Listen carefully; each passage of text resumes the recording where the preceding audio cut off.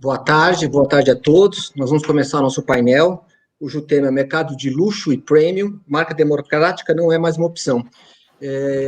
Nós vamos estar conversando com o Fredi e com a Bianca Sena, que são dois executivos do mercado, sobre um tema muito interessante, que é como as marcas de luxo, como o segmento luxo e premium, está se transformando e vai se adaptar no novo cenário que se apresenta depois desse ano tão diferente, tão inusitado como o ano de 2020, com tantas mudanças no mercado, mudança no mundo, e, obviamente, mudança de comportamento de compra do consumidor. Tá?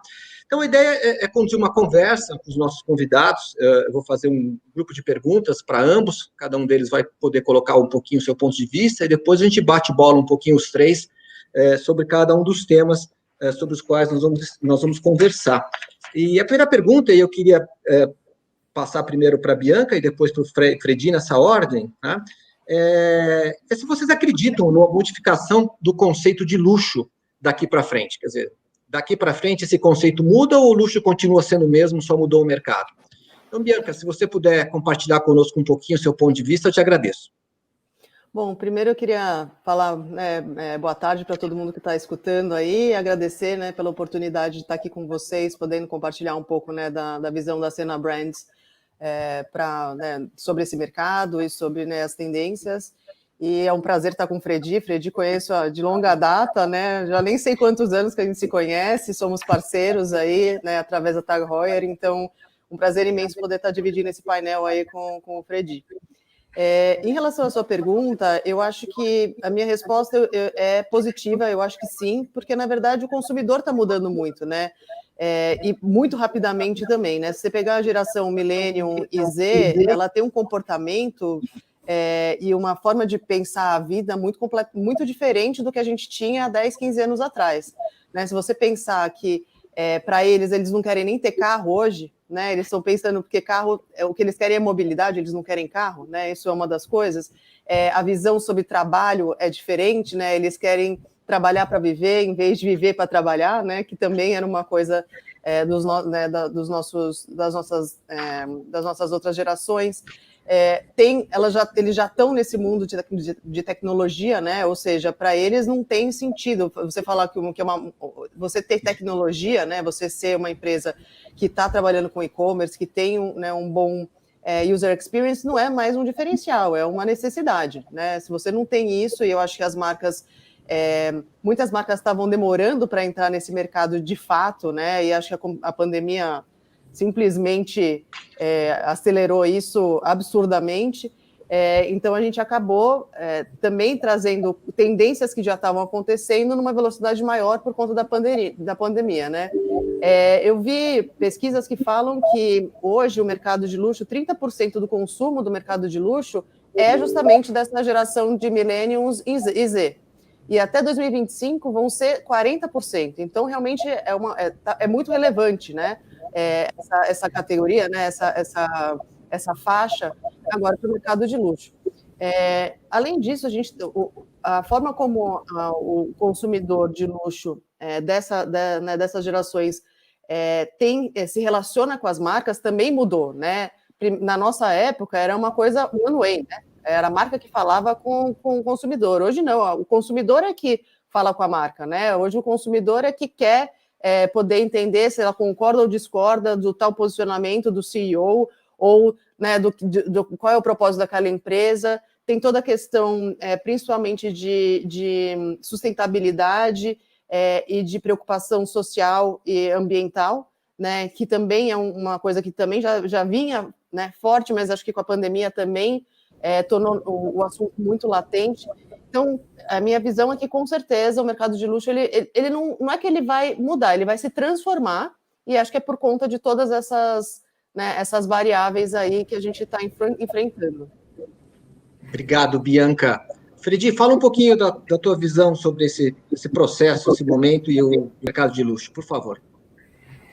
Obrigado, Marcos. Começar também agradecendo vocês pelo convite, todo mundo que está aqui conosco acompanhando, a presença da Bianca, é um prazer estar falando aqui do lado dela. Como ela falou, são anos e anos de parceria.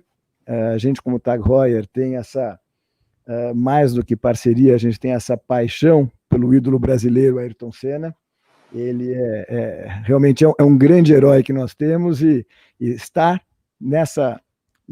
nesse bate-papo com você do lado, Bianca, é realmente uma honra. Muito obrigado. Falando um pouco de mercado de luxo, sem dúvida, o mercado ele vem evoluindo.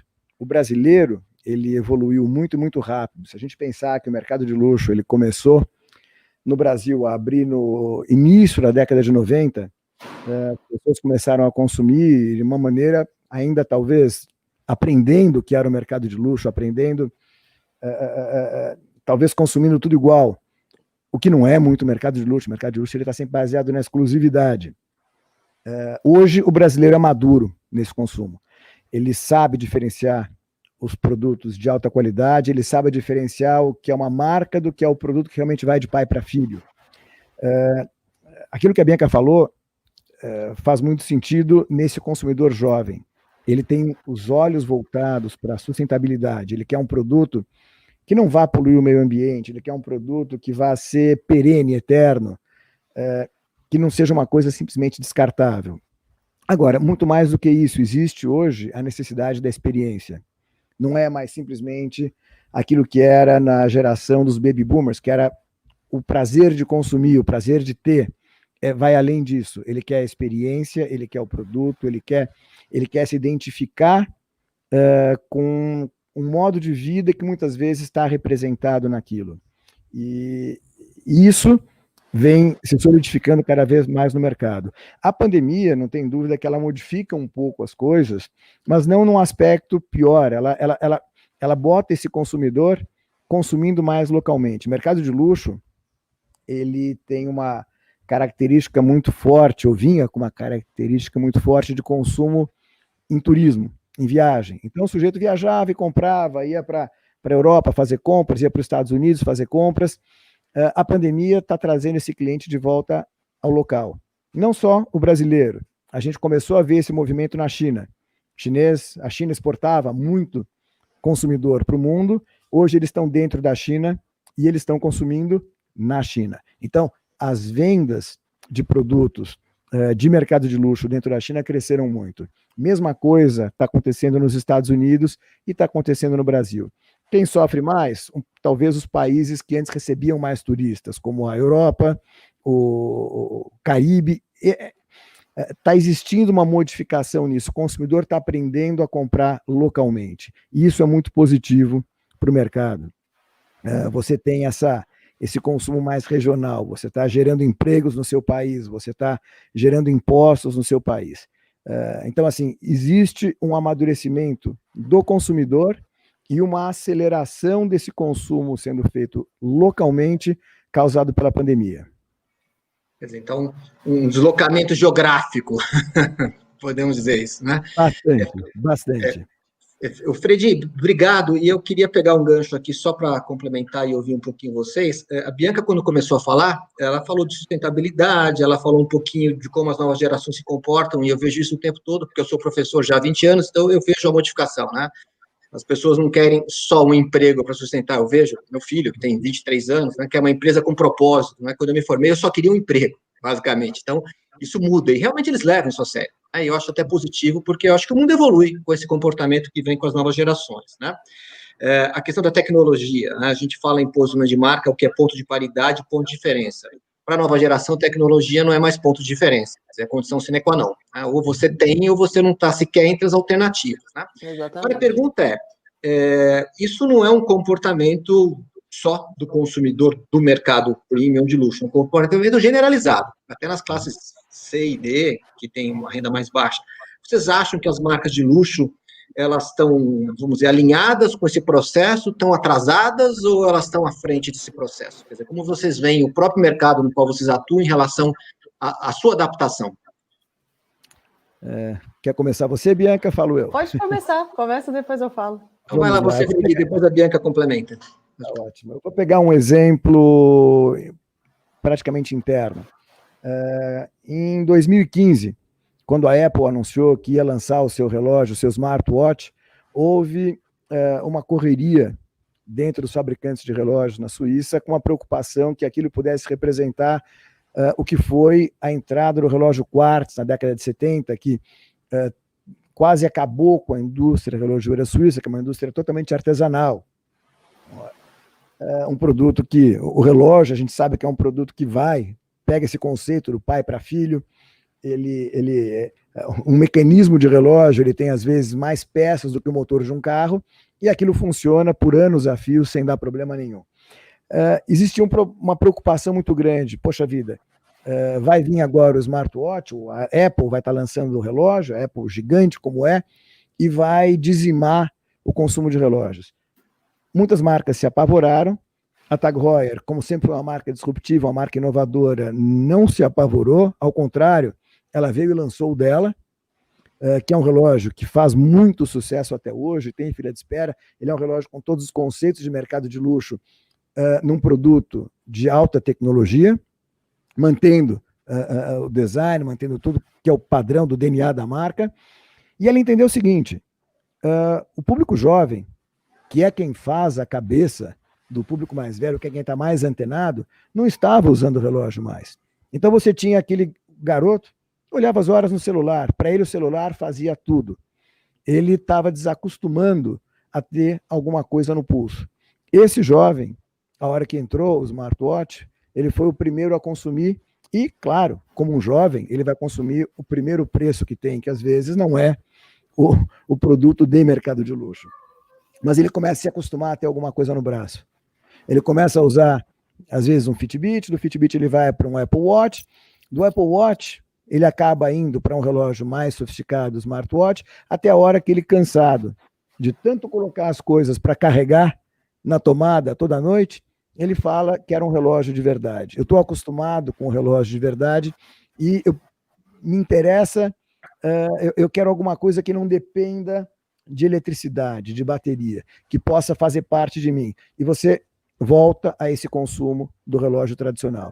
Então, isso acarretou a vinda do smartwatch, que é um mercado gigantesco, que cresce na ordem de 30%, 40% ao ano, ele vem trazendo um crescimento também nas vendas de relógios mecânicos, que são esses consumidores que não olhavam para relógio, mas já estão amadurecendo do relógio, do smartwatch, indo para o relógio mecânico. Então, tem uma evolução. A tecnologia, ela é fundamental. O consumidor, ele é exigente e ele quer cada vez mais um produto que ofereça mais para ele. O smartwatch, ele veio para isso, mas ele carrega junto, ele traz com ele o relógio tradicional. Obrigado, Fredi. Bianca, por favor, o que você acha?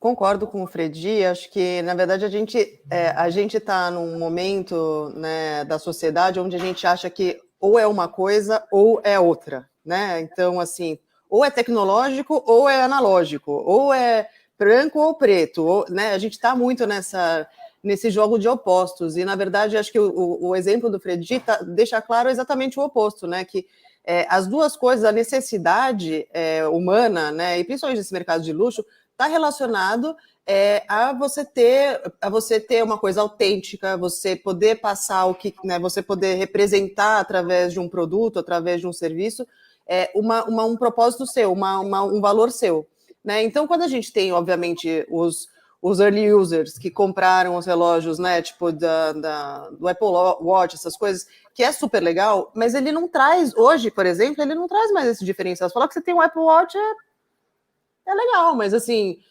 agora você ter um Tag Heuer que é connected, já é outra coisa. E você ter um relógio de fato, né, um relógio que funciona como antes, começou a também ter um valor que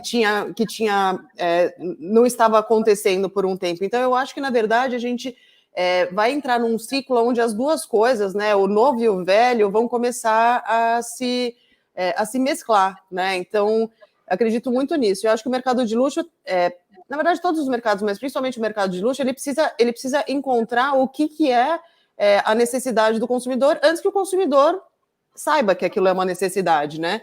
E, então, assim, acho que o caso da Apple é um caso exatamente disso, né? Até o Steve Jobs que falou isso.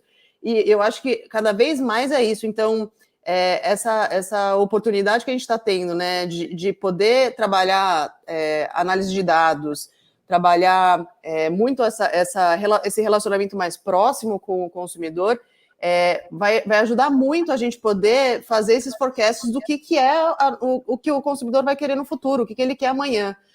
Claro que esse momento de pandemia, ele é um momento que é difícil você tirar conclusões, porque assim, as pessoas estão muito voláteis, né? Uma hora elas querem, tipo, morar na praia, porque, né, tipo, não aguentam mais ficar em São Paulo, ou, enfim. Outra hora ela quer voltar para o escritório, porque ela também precisa, sabe? Então, assim, a gente está num momento, ainda que eu acho que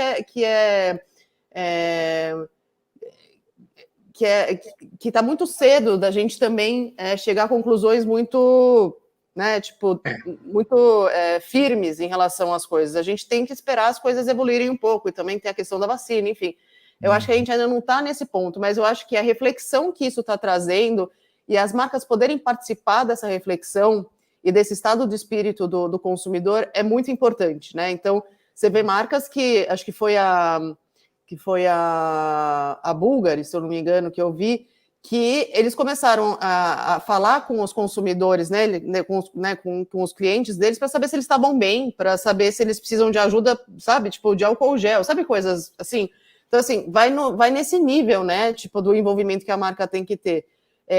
Assim, outra coisa é essa questão do e-commerce, né, tipo, se você pensar no Brasil sozinho, nesse momento de pandemia, tiveram no Brasil não, na América Latina, foram mais de 13 milhões de pessoas que usaram a primeira vez uma compra online, entendeu? Então, assim, se você não tem uma experiência boa, né, de e-commerce, de marketplace, de omnichannel, você também perde consumidor, porque hoje a quantidade de oportunidades e a competição é muito alta, né? Então, o mercado de luxo ele tem que trabalhar muito, ser avant-garde, né? Tá sempre na frente, tentando solucionar essas questões cada vez mais. E uma coisa também que eu acho muito interessante, que é em relação a essa questão da sustentabilidade, né? É que, assim, hoje, eu acho que a tendência vai ser cada vez mais isso, eu acho que é um desafio para o mercado de luxo isso, que é você não só pensar em ser sustentável, né, que é você pensar no seu footprint, você pensar como você pode diminuir, né, o seu processo produtivo para poder, né, ter reciclagem, como é que você faz para o produto durar mais, enfim, todas essas coisas, elas estão começando a virar commodity também na cabeça, principalmente do consumidor de luxo, porque o que você quer é alguém que pensa como é que vai resolver o problema que a gente tem.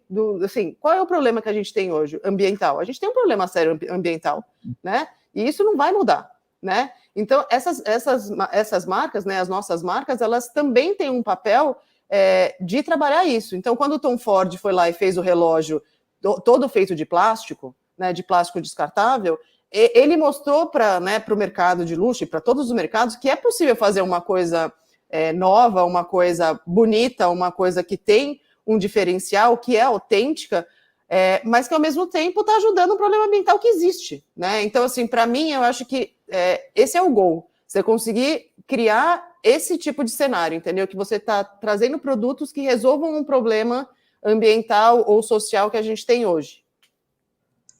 Eu queria fazer 2 comentários, eu anotei duas questões aqui que apareceram no comentário da Bianca, né? Primeiro, a questão de conhecer a verdadeira necessidade que nós estamos atendendo, né?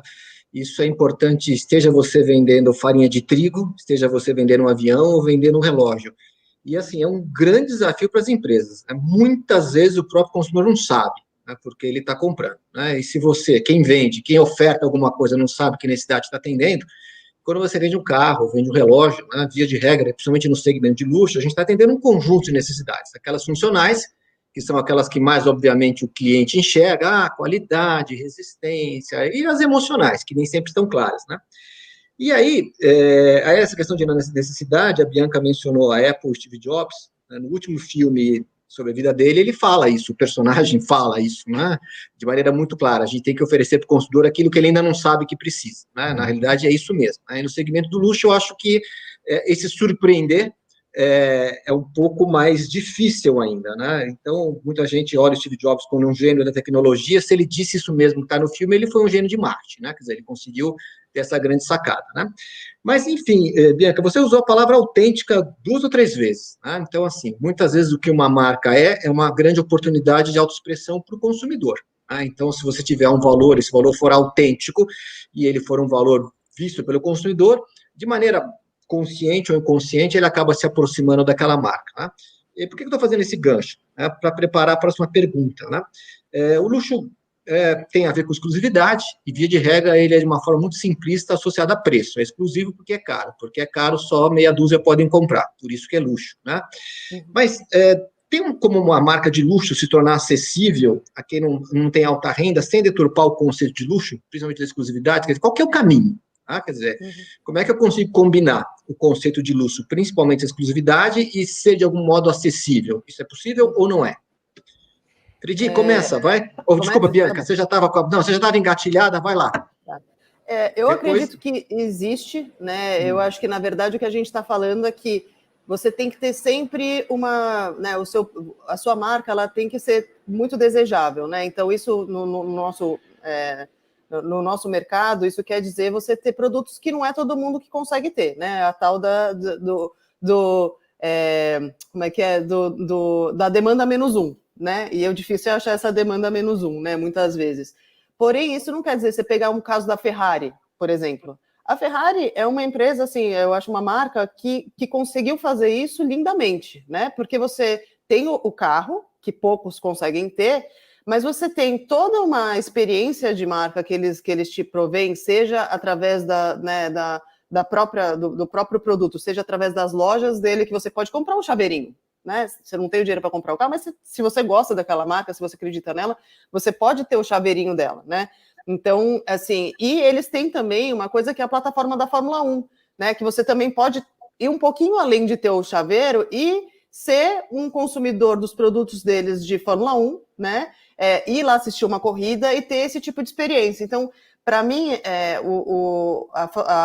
a Ferrari, ela dá um pouco né, essa capacidade de você estar trabalhando com mercados, né, com consumidores diferentes. Claro que o tipo de produto é um pouco diferenciado também, né? Nunca é uma coisa completamente, né, tipo, para o público DE, mas assim, você já tem um grau de flexibilidade ali de preço e opções que são poucas as marcas que conseguiram fazer isso. Você pega também uma Gucci, você pega uma delas, elas também têm, né? Elas começaram a ter joalheria, esse tipo de coisa, que obviamente é mais barato do que você comprar uma bolsa. Então, assim, existe isso sim, e também existem aquelas oportunidades de momento que são aqueles co-branded, né? Que você pega, por exemplo, uma C&A que fez com a Adidas, que a Stella McCartney fez um joint venture ali com a Adidas para fazer uma coleção, né, por um tempo. Ou uma própria C&A, que pegou uma marca, né, mais premium para fazer uma coleção. Então, eu acho que dá para você ter isso. A questão toda é que você não pode ter sempre isso, né? Você tem que ter justamente um volume desse tipo de atividade que seja pequeno, perto do que você tem que gerar de valor, né? Legal, obrigado, Bianca. Fredi, o que você acha, por favor? Acrescentando um pouco mais nisso, acho o exemplo da Ferrari fantástico, ele mostra bastante uma maneira de você tornar acessível o consumo de uma marca, mas você tem uma preocupação grande em todas as marcas do quão exclusivas elas querem ser. Claro, o mercado de luxo está baseado na exclusividade, na vontade do sujeito ter algo diferente. Ninguém quer ter algo igual. Mao Tse Tung tentou isso daqui na China, todo mundo vestido igual, com o mesmo sapato, nem lá deu certo. Ninguém quer ter tudo igual, todo mundo quer se diferenciar, mesmo que o produto seja barato. Eu pego um exemplo sempre de mercado de luxo, que eu acho fantástico, uma pena que saíram do Brasil, que é a La Durée. La Durée, ela vendia nada mais do que 2 suspiros colados por um molinho doce no meio, que era fantástico, aquilo tinha todos os conceitos de mercado de luxo, de serviço, de qualidade de produto, de sabor, de exclusividade, de manutenção da crocância do produto, de paladares exóticos, e custava, na época, R$8. Então você estava consumindo um produto de mercado de luxo, numa embalagem fantástica, um atendimento fantástico, pagando R$8 por aquilo. Você tem para todo mundo. O mercado de luxo, ele não está restrito a preço. Você pode ter aquela Ferrari caríssima, como você pode ter o macarrão do La Durée, que são suspirinhos, a R$8. você precisa só saber como você vai estar atingindo e agradando o teu consumidor, fazendo com que ele se sinta especial ao estar consumindo aquilo, independentemente do preço. Todo mundo quer se sentir especial. Você não adianta, por exemplo, a Tag Heuer chegar e falar, não, vou fazer relógio para concorrer com aqueles reloginhos de plástico. Não é o DNA dela.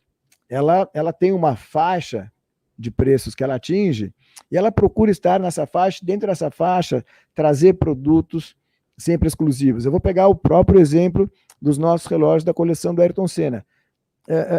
Normalmente a gente está lançando um relógio em edição limitada, em homenagem ao Ayrton Senna, e esse relógio, você tem uma versão, às vezes, eu não vou dizer mais barata, mas menos cara, uma intermediária, uma muito cara. E as três têm fila. As três esgotam muito rápido. Existe consumidor para essas três versões. E, claro, você está dando a exclusividade para cada consumidor dentro da linha que ele compra. Então, pode ser desde o relógio que ele está comprando, talvez de 20 mil reais, até o relógio que ele vai estar comprando de 200 mil reais. Cada um desses consumidores vai se sentir exclusivo usando o produto. Não podemos nunca esquecer, sustentabilidade é fundamental, qualidade é fundamental, mas exclusividade também é fundamental. Ninguém gosta de esbarrar em toda esquina com alguém usando o mesmo produto que ele está usando. Isso é conceito de mercado de luxo. Vale até para as miniaturas da Ferrari. O sujeito que compra aquela miniatura, ele não quer ver o outro amigo lá com a miniatura igualzinha. Acho que só adicionando um pouco, né, no exemplo da Ferrari, eu acho que a gente se inspira muito, né, no Senna Brands, a gente se inspira muito né, nessa capacidade da Ferrari de trabalhar, né, várias faixas de público.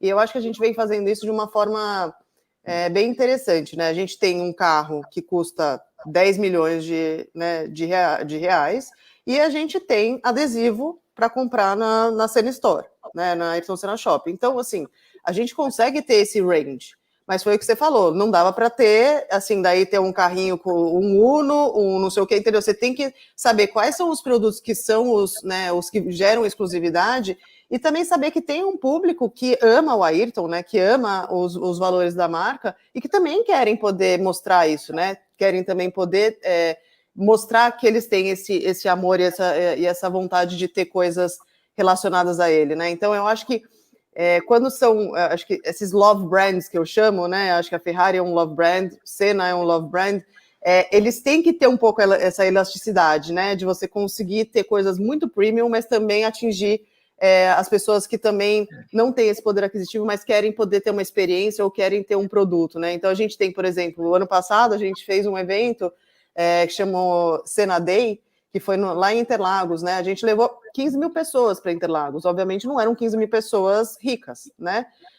Mas a gente trabalhou, assim, com vários layers de consumidores diferentes, desde criança. Então a gente tinha toda uma área para criança lá.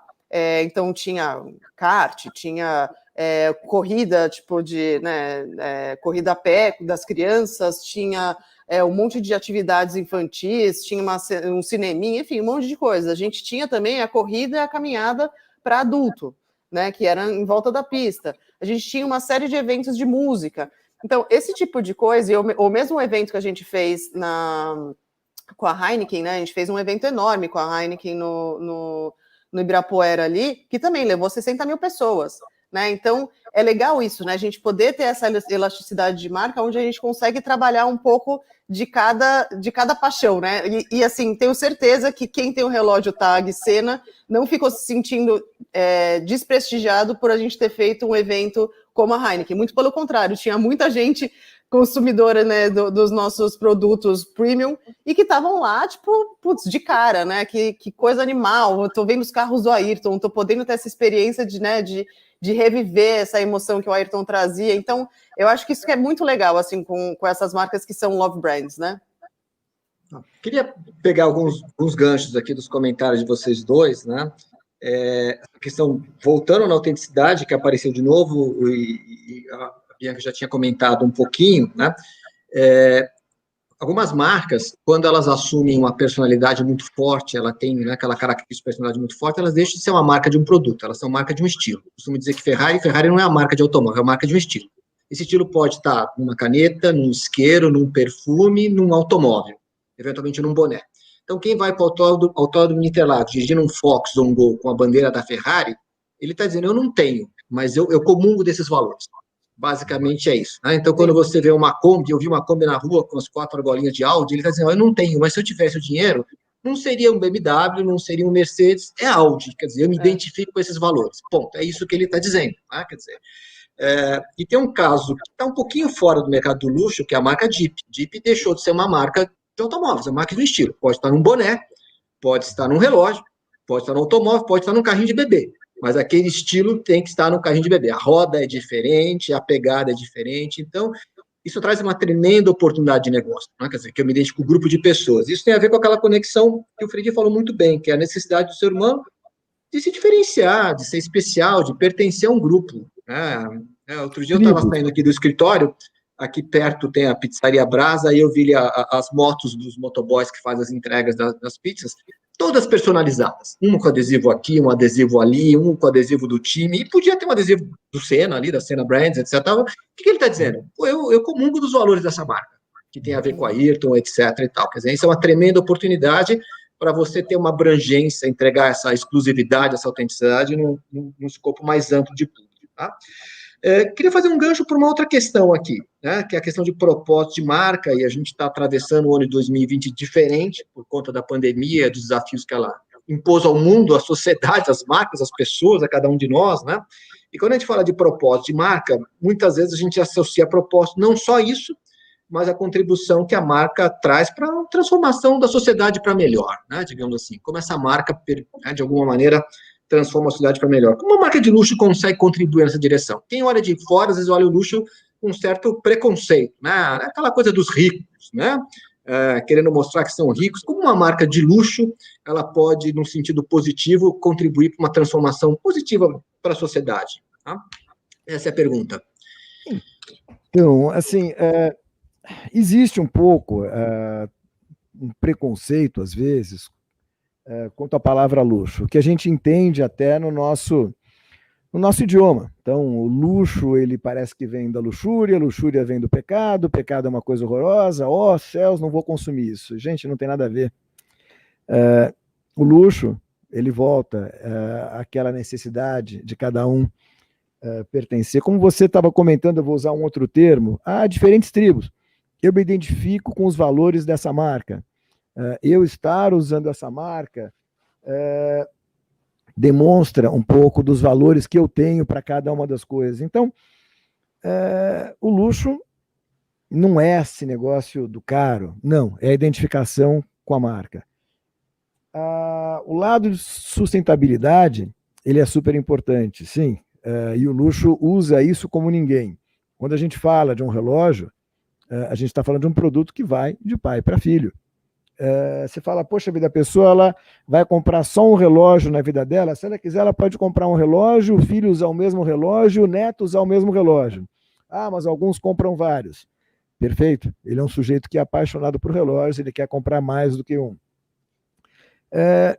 A história do Covid, realmente 2020 é um ano que mudou parâmetros de todos.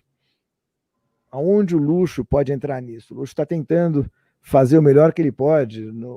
O primeiro passo que ele deu, me lembro logo no comecinho, foi álcool gel, doando dinheiro, participando da melhor maneira possível que ele pudesse com a sociedade para colaborar, para não trazer nenhum peso a mais, ao contrário, para aliviar um pouco esse sofrimento. Foram as marcas que fecharam as lojas, que respeitaram a saúde dos funcionários, que hoje adotam os protocolos mais rígidos de limpeza. Tem produtos que são muito difíceis de você trabalhar dentro desse momento, como vestuário, mas produtos como um relógio é simples, você simplesmente coloca numa caixinha, depois que alguém provou, ele está higienizado de novo. Então, todos estão tentando contribuir da sua melhor maneira. No luxo, o que eu posso dizer que está sendo feito por todos, como existe uma distribuição internacional hoje do produto, eles estão simplesmente se reposicionando aonde esse consumidor vai estar. Então, aquela história que a gente estava falando, mas antigamente eu viajava, ia para Nova York, Miami, Paris, consumia lá. Nesse momento não vai acontecer. Você vai consumir na tua cidade, no teu país, e eu iria até um pouco além, você vai começar a entender que é melhor consumir na tua cidade, no teu país, onde você é mais bem tratado pela loja que você está acostumado aí, onde você não precisa ficar carregando peso, excesso de bagagem com compras que você faz fora. Você compra quando quer, parcela, fala em português, se torna amigo da marca, muitas coisas que são feitas para atender esse cliente. Eu posso dizer que ainda vamos ter adaptações nesse mercado, ainda vamos aprender muito, a gente não sabe quando essa pandemia acaba. Estamos todos, já se falou aqui hoje, estamos todos esperando essa vacina sair e que ela resolva o nosso problema para que a gente volte. Não vai ser o mesmo normal, a gente sabe disso, o mundo mudou. Mas que esse novo normal ele seja o mais gostoso, o mais agradável possível. E eu continuo, consumir produtos exclusivos faz parte da natureza humana. A gente gosta de ter alguma coisa que seja até um assunto para quando você senta na mesa. Você entra num restaurante, você encontra com seus amigos, você quer ter algum assunto.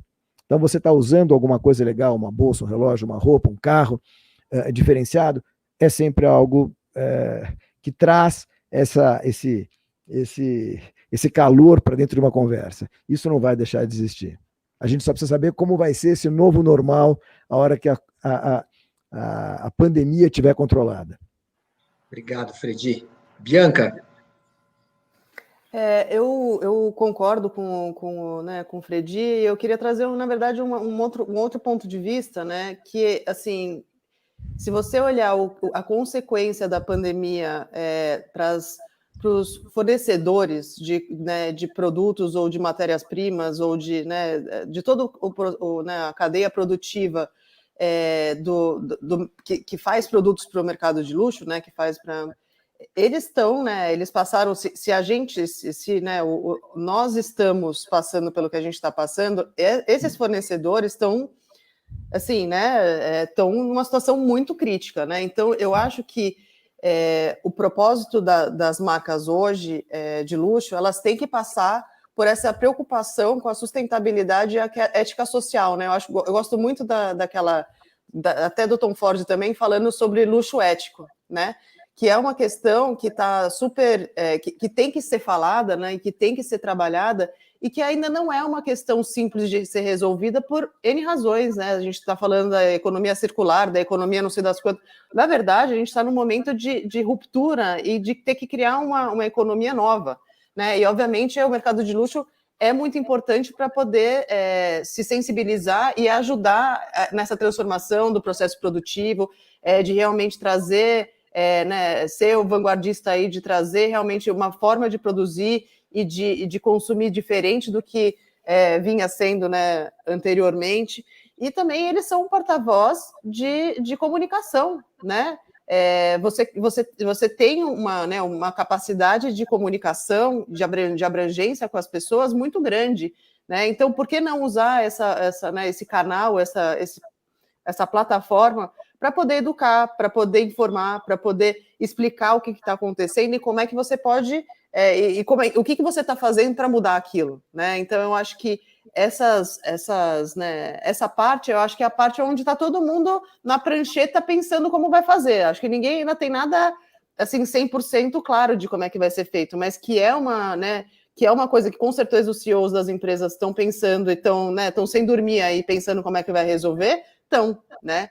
E eu acho que, assim, né, mercado, por exemplo, de fashion é um mercado gigante, né? Uhum. E que, assim, são muitos suppliers que, assim, estão quebrados, né? Então, como é que vai fazer? Você tem que se juntar, não dá para você só pensar em você, né? A gente tinha mania de pensar só, né, no seu competidor, você não pode fazer nada com o competidor. E você vê uma Burger King com uma com o McDonald's fazendo um anúncio juntos, entendeu? Então, eu acho que a gente também está na época da colaboração, né? E aí, como é que a gente pode colaborar? Como é que a gente pode incentivar que outros façam? Como é que a gente pode aumentar a velocidade dessa mudança, né, para o positivo? Então, acho que são esses dois lados também que eu acho que as marcas têm que ter de propósito.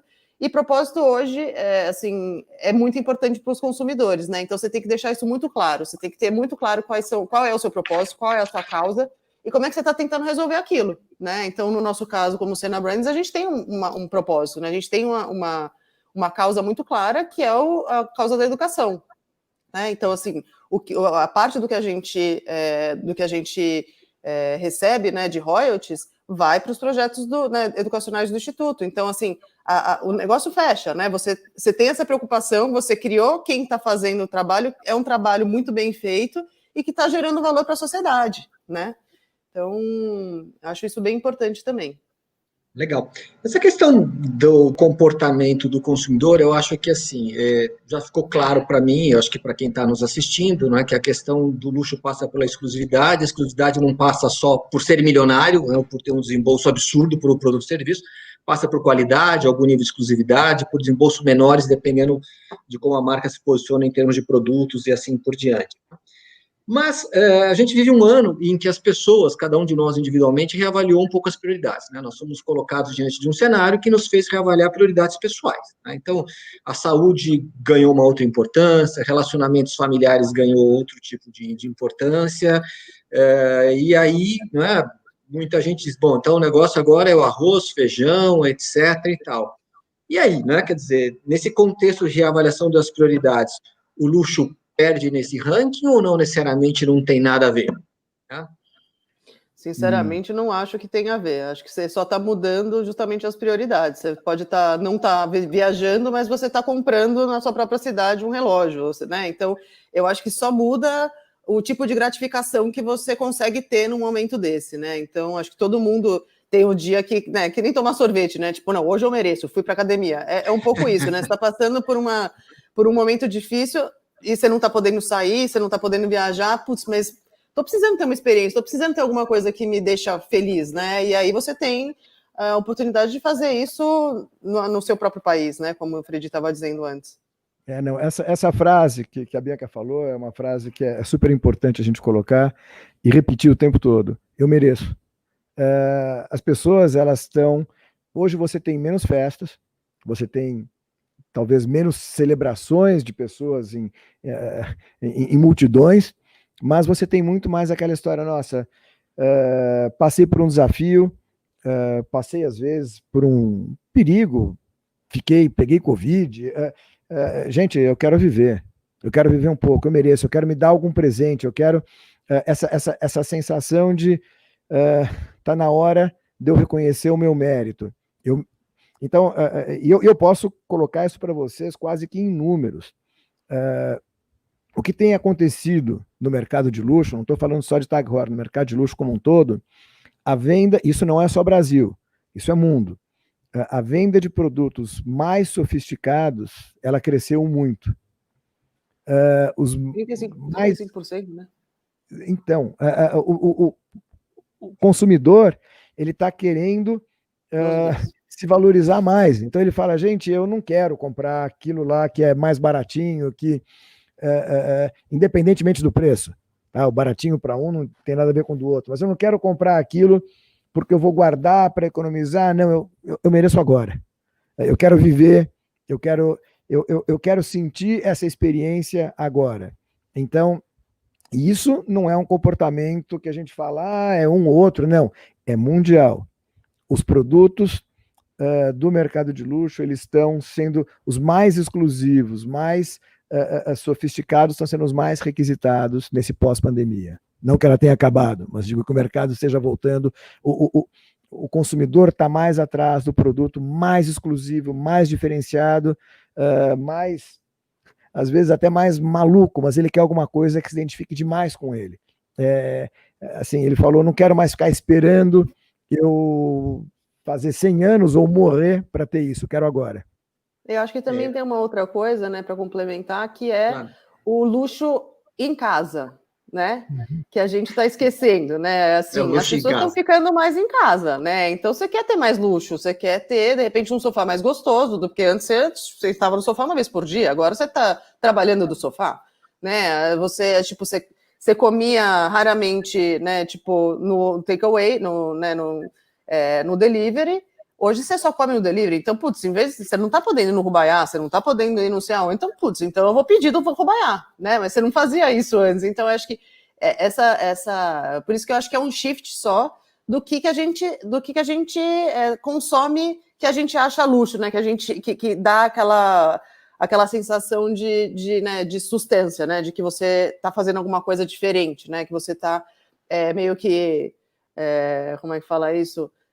Indo over the top, né? Então eu acho que é um pouco isso, e o mercado de casa, né? E mesmo videogame, né? Você pensar a velocidade que videogame, né, de console está aumentando, mesmo que obviamente o de celular é o mais relevante, o que as pessoas querem? Ela quer ter o melhor, então, né? Já que ela estava usando uma vez por dia, por 1 hora, agora ela tem 4 horas, então ela quer ter um console melhor, ela quer ter a melhor televisão, então, ou um lugar melhor para sentar, enfim.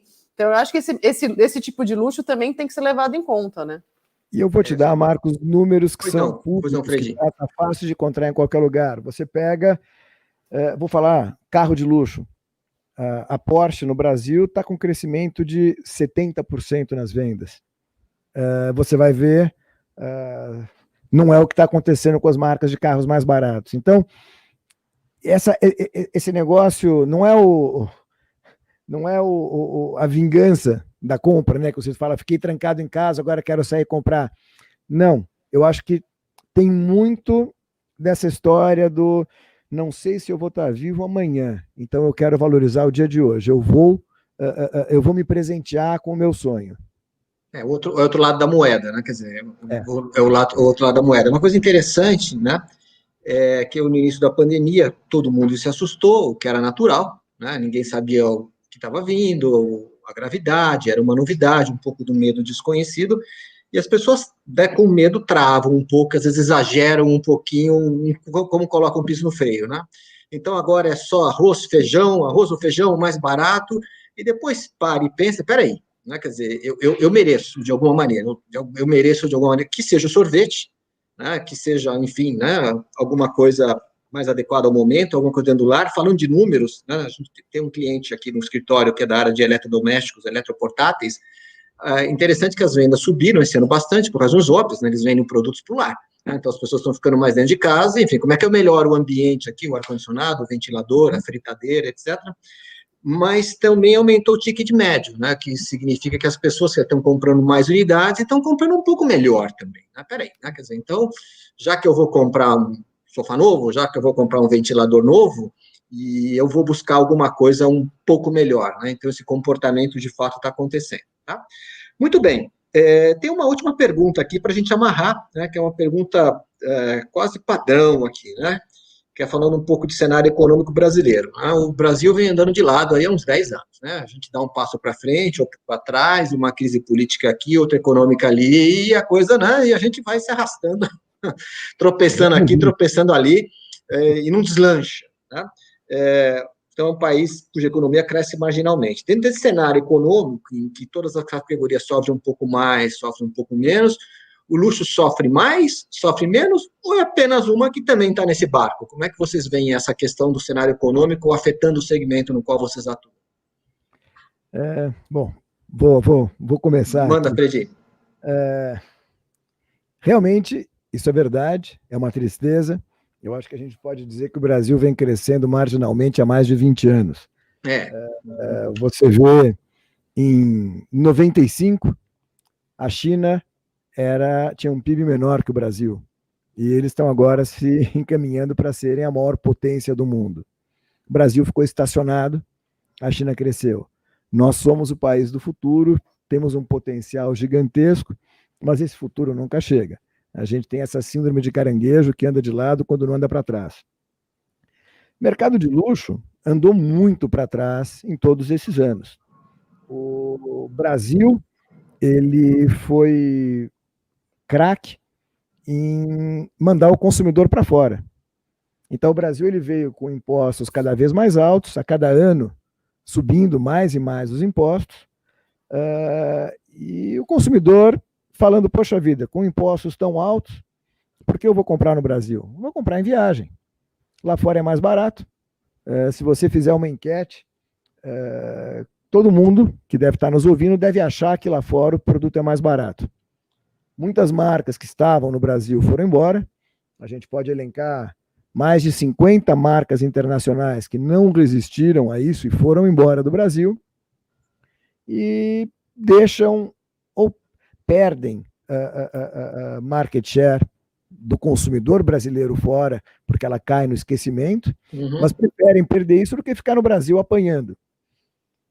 As outras marcas que ficaram, as que estão até hoje aqui, elas entendem que se não houver um preço internacional, ela não vai conseguir vender aqui, ela não vai sobreviver aqui. Então, essas 50 marcas que já foram embora, elas não conseguiam fazer política de preço internacional. As que estão ainda hoje fazem.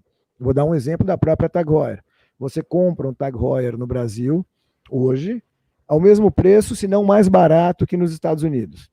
Poxa, como isso é feito? Isso é feito porque a Tag Heuer, ela tem uma política de preço internacional e ela acredita que o Brasil vá se modernizar, que o Brasil ainda vá permitir que a sua população possa consumir localmente todos os produtos aqui, não precise mais viajar para comprar fora. Então, o relógio hoje no Brasil custa o mesmo preço ou mais barato que lá fora. Vai fazer isso para sempre? Não. Ela está apostando até que o Brasil faça ou a sua reforma fiscal, ou que o acordo comercial bilateral Mercosul, Comunidade Econômica Europeia esteja valendo, mas são coisas que a gente espera que o Brasil venha a realizar e consolide o consumidor do mercado de luxo comprando aqui, gerando empregos aqui, qualificando o consumidor aqui e permitindo um consumo muito mais democrático no Brasil do que elitista, deixando só para as pessoas que viajam, que acham que podem comprar levando vantagem. Então, só para resumir isso daqui, o mercado de luxo, sim, ele veio encolhendo, você falou 10, eu vou ser um pouco mais ácido, nos últimos 20 anos. O consumo do brasileiro de produtos de luxo, ele vem aumentando e muito.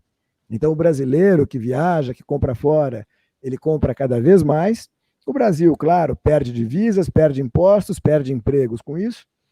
E a gente espera que, em breve, o Brasil termine esse imbróglio que nós todos esperamos de uma reforma fiscal ou de um acordo bilateral que funcione, para que as marcas possam, as que forem embora, possam voltar ao Brasil, terem resultado no Brasil, porque elas não podem, às vezes, se dar o luxo de ter uma política de preço internacional que permita o mesmo preço aqui e fora, e o consumidor se sinta à vontade e com vontade de comprar somente aqui e não lá fora. O consumidor, ele evoluiu muito. Ele hoje, ele conhece, ele sabe diferenciar o que é luxo do que não é, ele sabe o que é bom, ele não tem dúvida do que ele gosta. O que falta agora é o nosso país terminar a sua lição de casa para permitir que esse consumidor se consolide comprando no Brasil. A pandemia está fazendo esse consumidor entender que no Brasil as marcas que estão aqui estão ao mesmo preço ou mais baratas que lá fora. A gente espera que esse consumidor agora ele fique consumindo no Brasil e deixe a viagem para fazer turismo, entendendo que aqui ele está levando vantagem comprando no Brasil. Mas, claro, isso não é eterno.